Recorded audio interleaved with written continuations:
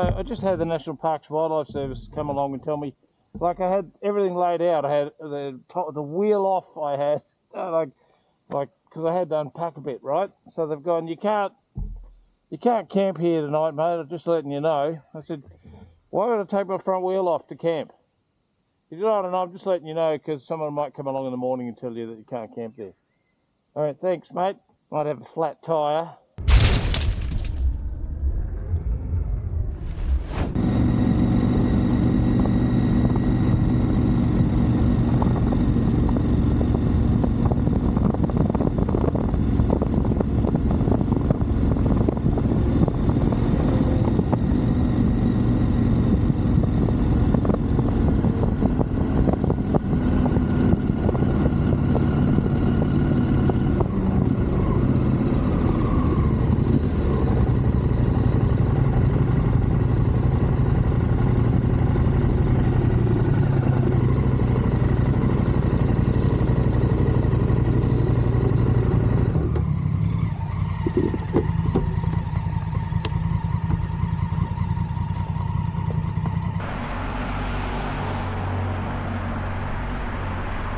Main street of Inverell.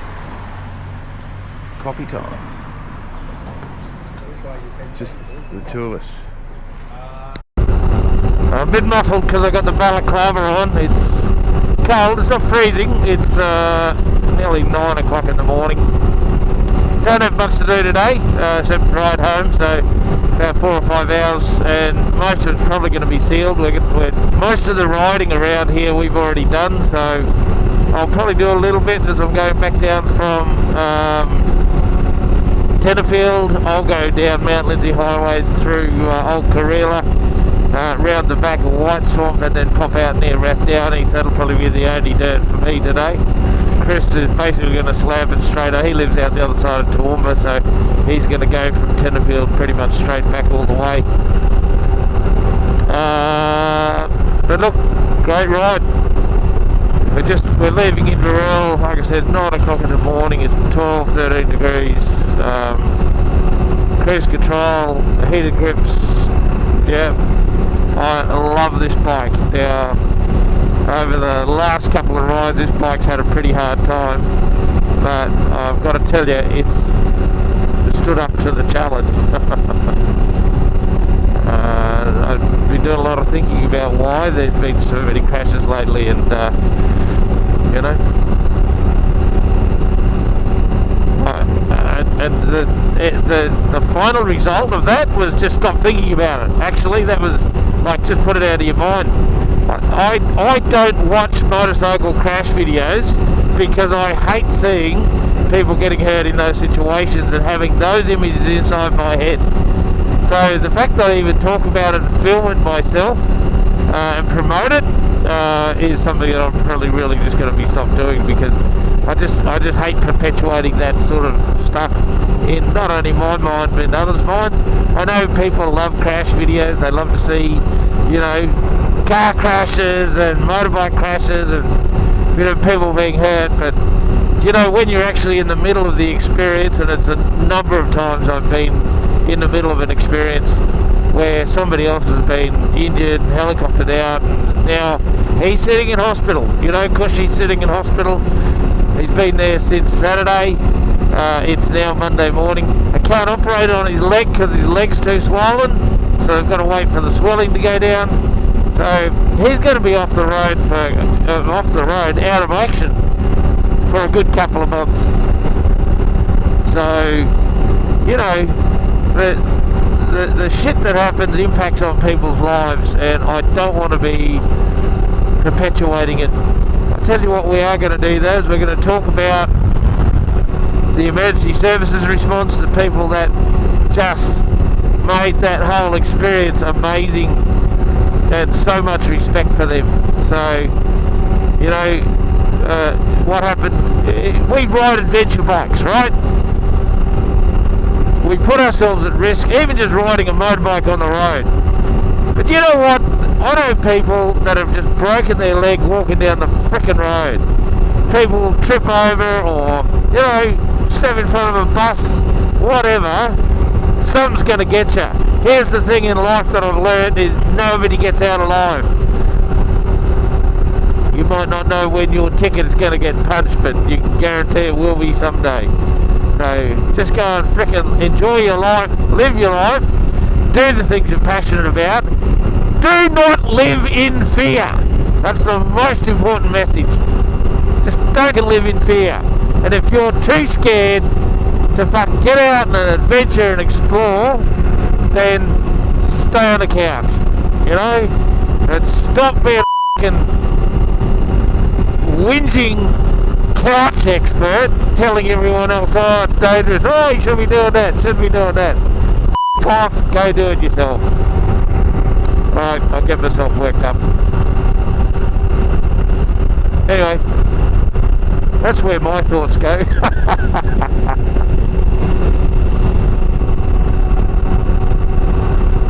Just grateful that Chris had his EPIRB, his Garmin InReach. I didn't take mine because I knew he had his.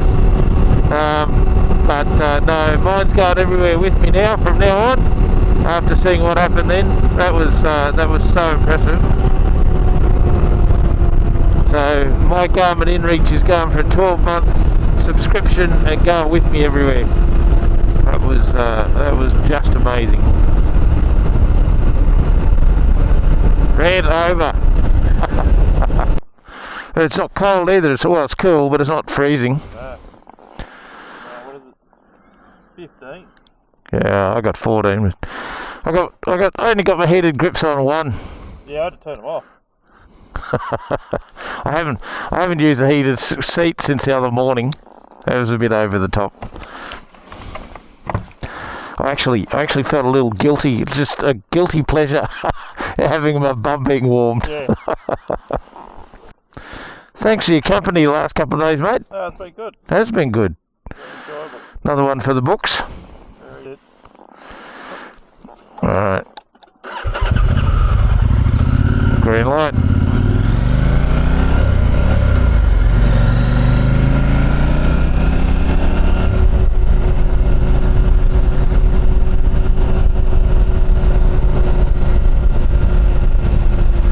Alright, putting a new bridge in by the look of things.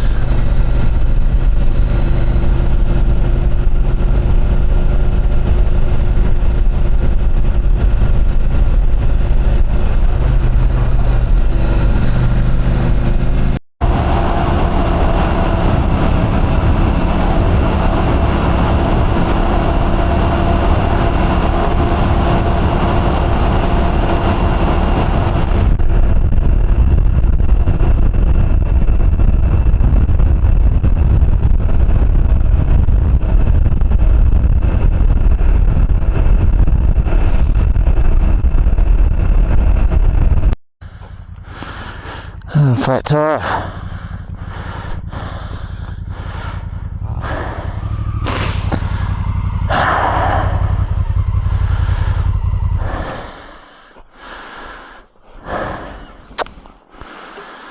A pain in the ass that is.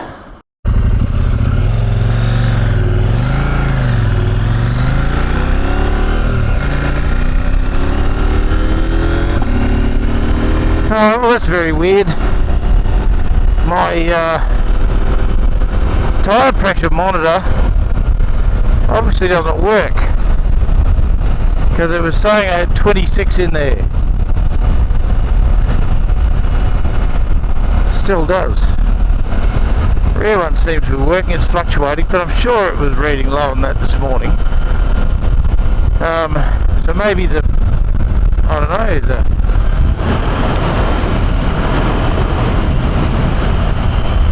anyway, it wasn't completely flat. There was, probably 10 or something in it. I'll check it again at Emmaville. Chris was just saying, do you remember what happened on the last ride we had? Which is, I had a slow leak. I hope they didn't put the same tube back in, because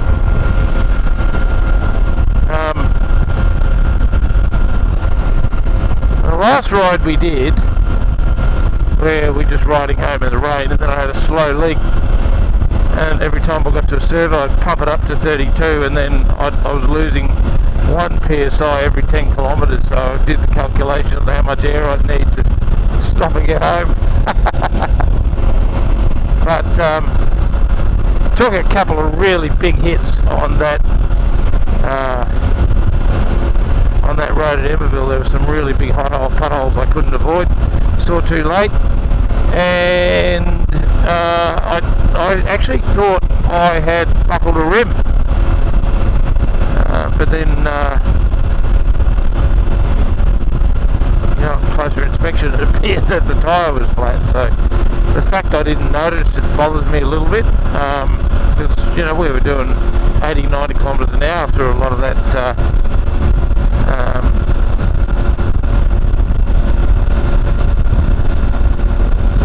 dirt section, and yeah, it wasn't until I pulled up, and it was just because the wheel was wobbling like I had a buckled rim, not a flat tyre.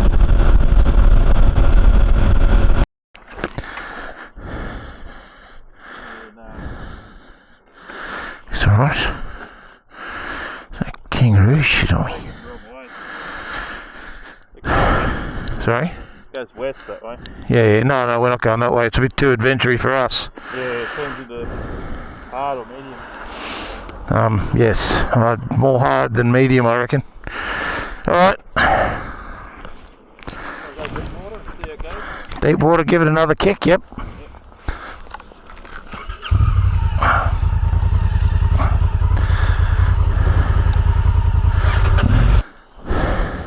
So we just stopped at deep water to air up that one and just check that one, and we're good to go. Just get fuel here. Yeah, sure, and something to eat and coffee or something. Righto.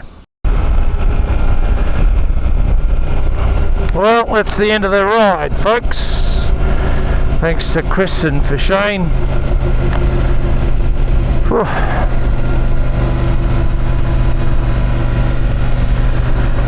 Has he got any milk crates?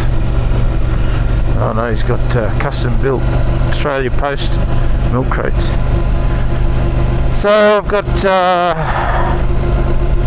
few 100k to get home.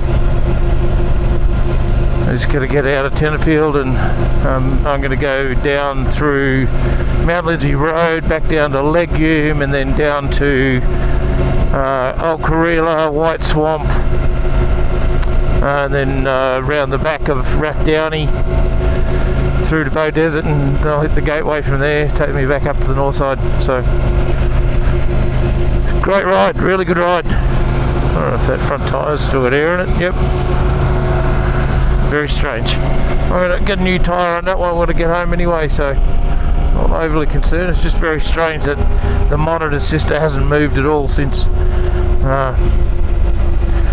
since the other day. Now that I look at it, you think, oh, the temperature's okay. It wasn't even that early morning fluctuation you get where it's a bit cooler. So anyway, here we are in downtown Tenterfield, home of the Tenterfield saddler, Peter Allen, the Australia's Liberace, if you know what I mean. Bird Manners & Co. at Tenterfield is shut. That's disappointing. They do very, very good donuts and coffee, but I need neither right now, so I just need to get the wheels spinning and get home. Heading for the Mount Lindsay Road.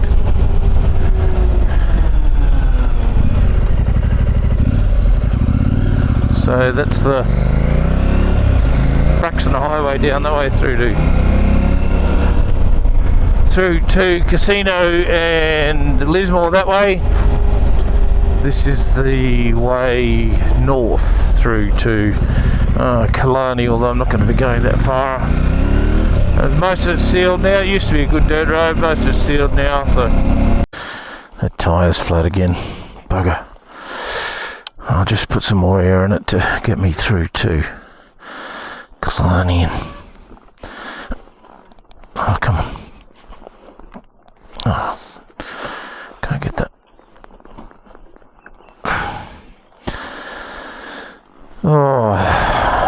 need this, not again.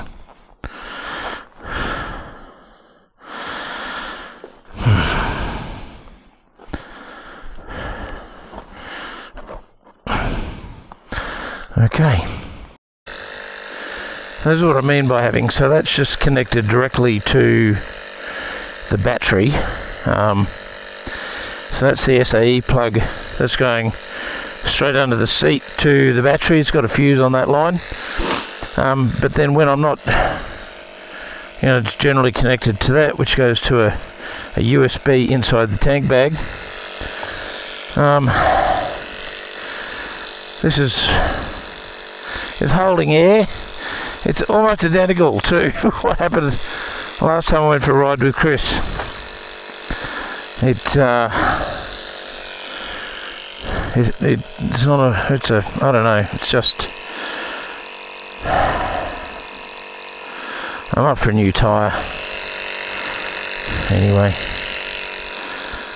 so I've got to start that bike just in case. That battery shouldn't drain it, but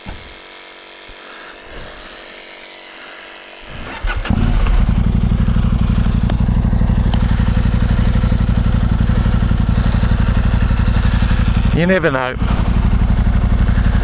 Making 13 volts at the moment. There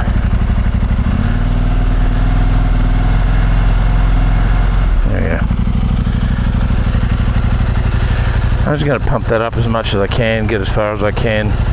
So that's lost. What I did was I put because obviously the sensor that was on the front no longer works, and whether the battery's flat or whatever, so I've put the sensor for that on the front. When I took the pump off, it said it had 3 psi in it, so after pumping it for about 15 minutes, so it's obviously just going in and then straight back out again.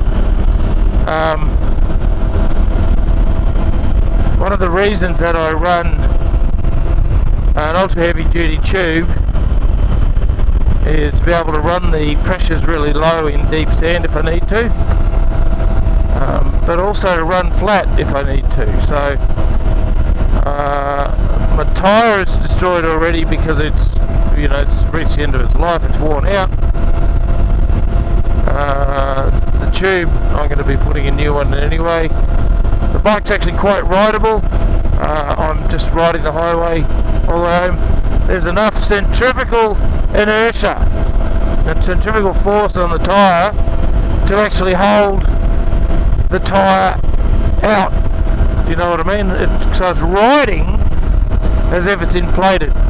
It's only if I brake hard or try to manoeuvre that it doesn't behave like it should. So just going to ride it, and the biggest problem I'll have is being the traffic, the stopping and starting once I hit traffic. But so even now, like, it's a little soggy, handles like a boat, but I'm not racing, I've got no performance, you know what, there's probably a certain amount of I won't say laziness, but couldn't be bothered in there as well, because sitting on the side of the road in the dirt changing a tube, when technically it's unnecessary. If I was on a ride, the tyre was in good condition and I needed it to get me the rest of the way for the trip, then I would obviously do what I could to save the tyre and the tube. I don't need to do that. I can ride this thing home. Anyway, I'll turn the camera off, and if anything happens I'll turn it back on. But this is the end of the ride. But it's going to have to be what it's going to be.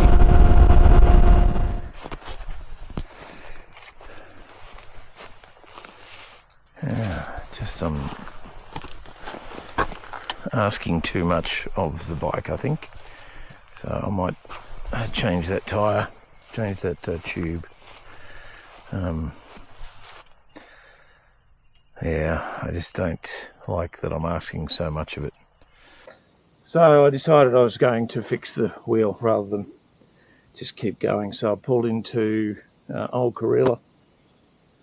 I knew it was a grassy kind of spot, but just after doing a couple of Ks off-road, I realised that I wasn't going to be able to maintain that, and I couldn't go down the twisties at Mount Lindsay Highway, so I only had one choice, and that is to pull over and do the wheel. So that's what I'm doing.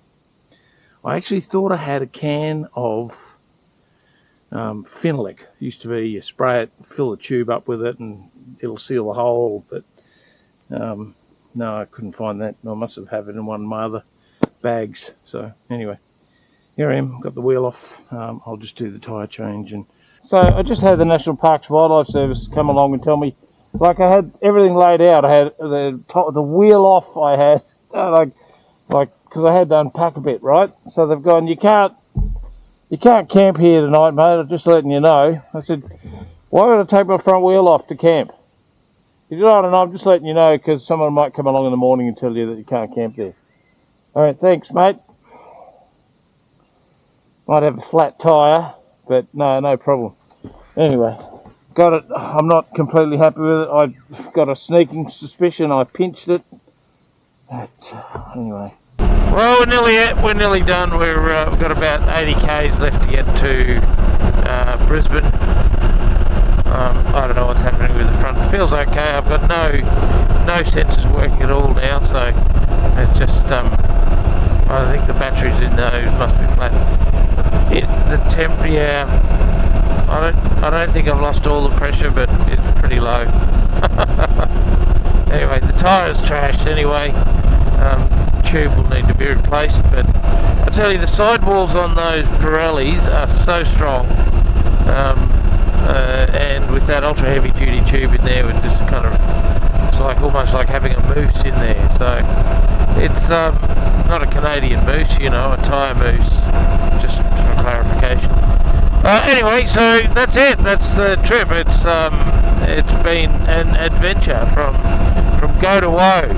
Well, that's it, big bikers. I'm back at Bow Desert. Yeah, I think my front tyre is just about out of air again, but it'll make it home. Hey, if you've made it this far, good on you. And thanks very much for tuning in. If you're new, please hit the subscribe button and like the video. Feel free to make a comment. I try to answer as many as I can. And if you're sticking around, then have a look at some of the other playlists of videos that we've done across the centuries. So anyway, again, thanks for tuning in. And I've arrived home safely, almost, nearly there. Should be right. Again, if anything happens, I'll come back and talk to you. All right. Thanks, big bikers. Over and out.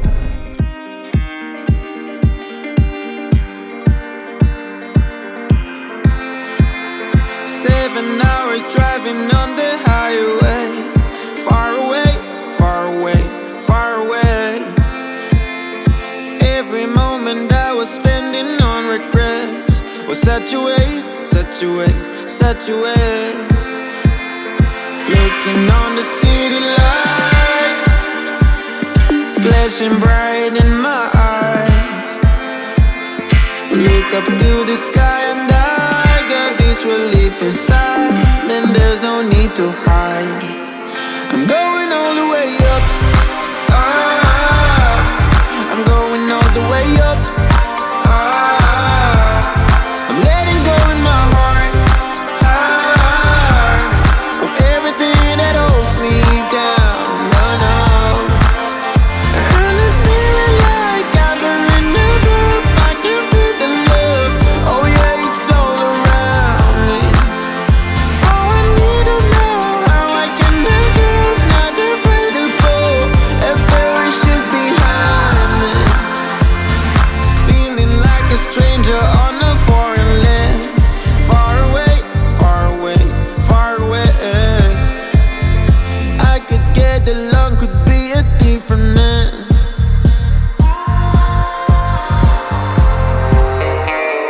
Looking on the city lights,